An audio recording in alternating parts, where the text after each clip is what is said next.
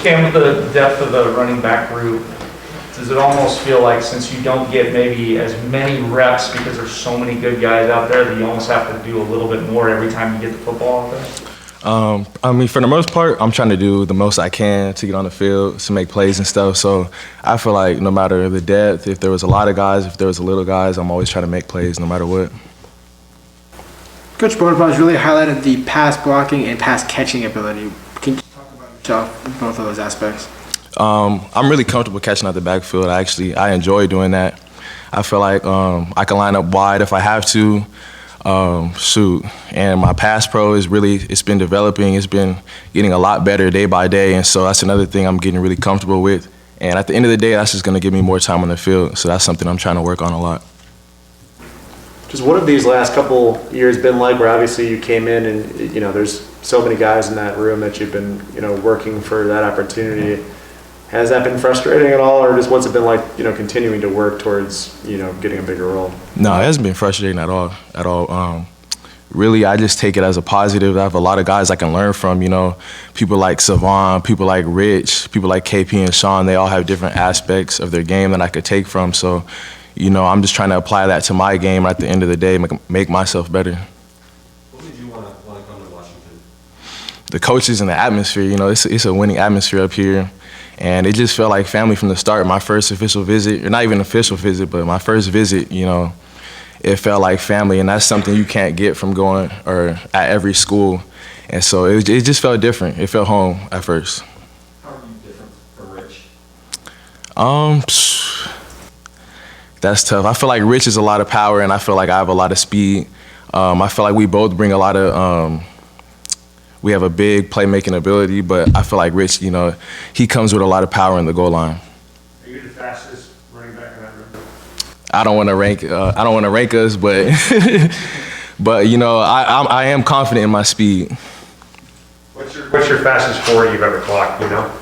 4.49 hand time. You mentioned just the family atmosphere here. Was there a clear second choice for you before you came to UW that you had in your list?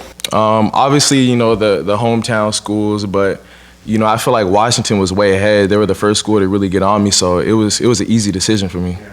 Do you ever find yourself getting a chance to talk to any of the old Corey Dillon, Kaufman, Greg Lewis Rankin? I mean, Miles, obviously, but yeah. You get a chance to kind of talk with those guys at all about what it's like to play here? Nah. I'm hoping to. If they can get in contact with me, that would be great. So I can learn things from them. But I've talked with Miles a little bit. I was here for a little bit of Savon's era, and so it's just I'm always trying to get information, and so it would be nice to talk to people like that. Cam, last year when the season started, you were the fourth guy coming in at running back. Yeah. That's still playing a lot. I can't remember with a game on the line, a fourth line running back playing as much as you did. Usually those guys are in a 50-0 blowout coming off the bench. Is that how did you handle all that, and how did you expect to play coming fourth, and then you moved up to third, and now you're first and second all the time? Really, it's not a problem. I feel like my job is to make KB's job harder with who he wants to put in. I'm trying to push my way up the depth chart any chance I can, so I'm not really focused on if I'm fourth, if I'm third or fifth or first. I'm really just trying to make plays at the end of the day. You talked about the coaches. What was it like KB that you felt you could trust in him to develop you at the next level?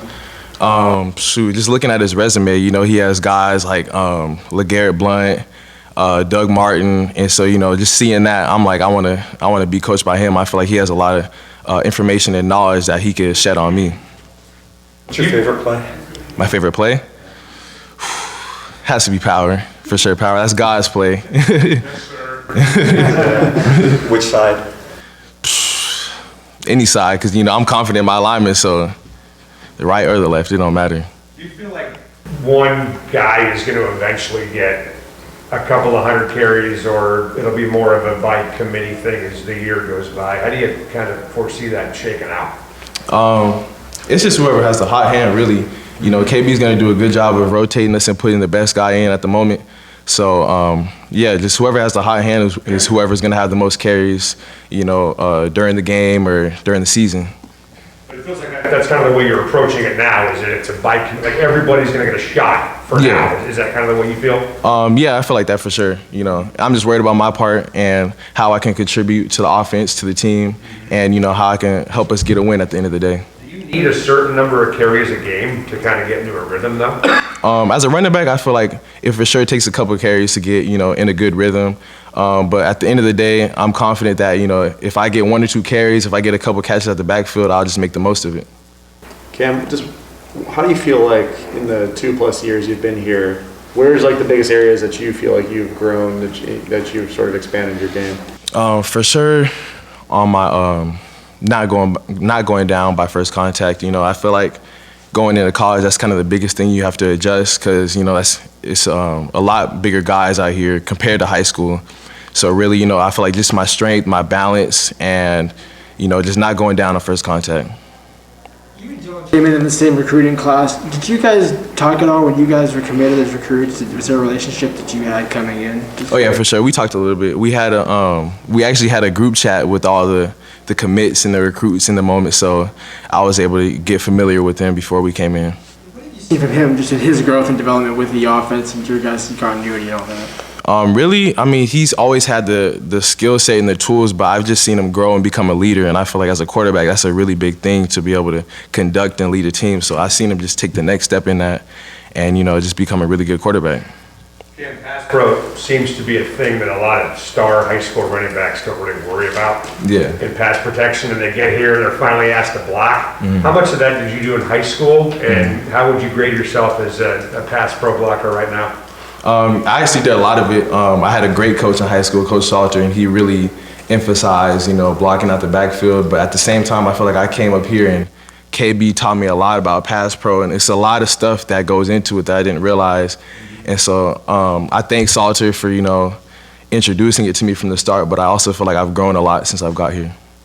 Do people still think that you and Taj Davis must be related? Yeah, we get that all the time. Every time we meet somebody, they think we're related, but you know, it's funny, we actually joke about it. We say we're cousins, and everybody believes it at first. But yeah, you know, we just get it all the time. What's the scouting report on Taj as a receiver?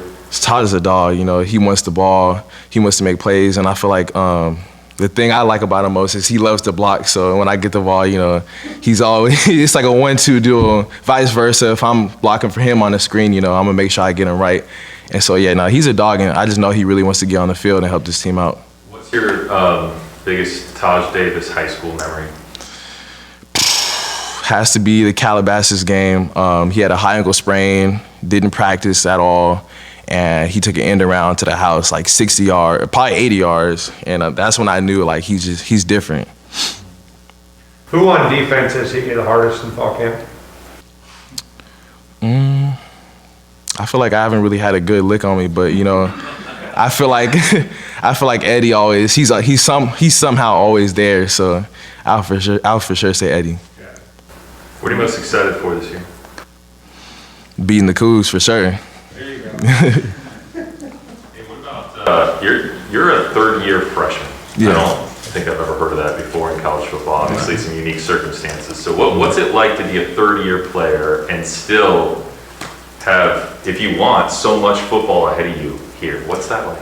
Well, I feel like, I mean, it was obviously because of COVID, and everybody can look at COVID as a negative thing, but I guess that was one, like, positive that came out of it is I get extra time here if I need it. And so I feel like, you know, I'm glad if I want to stay here. I know I have those years. I know I have extra time here to develop. But, you know, at the end of the day, I want to be able to get out in the amount of time that was planned, which is 4 years. All right. Thank you very much, Cam. Thanks, Cam. Jackson Kirk coming up.